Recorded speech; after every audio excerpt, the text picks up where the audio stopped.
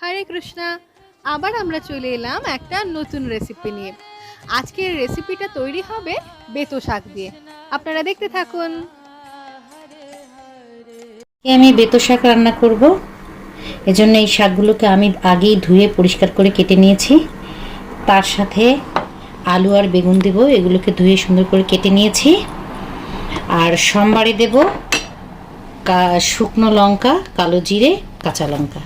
রান্না করার জন্য আমি ফ্রাই প্যানটা বসিয়েছি চুলোতে। এখন ফ্রাই প্যানে তেল দেব।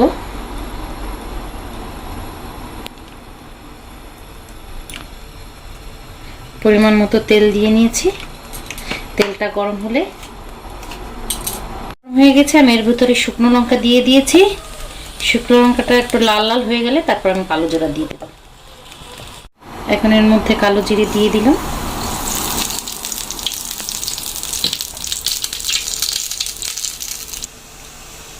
এর ভিতরে আলুগুলো দিয়ে দেবো, আলুগুলো ভেজে নেব।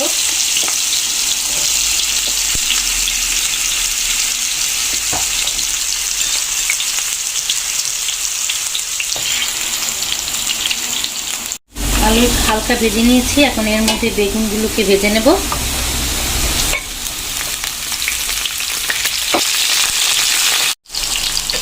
হালকা ভাজা হয়ে গেছে, এখন শাকগুলোকে দিয়ে দেব এর মধ্যে।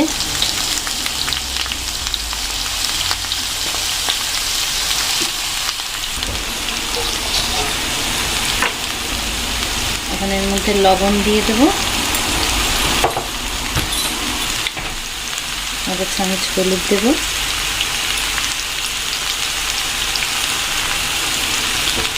কাঁচা লঙ্কা দিয়ে দিলাম।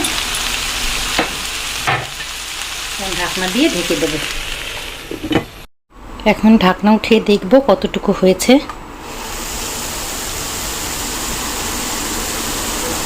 আর একটু হবে, আবার ঢেকে দিচ্ছি।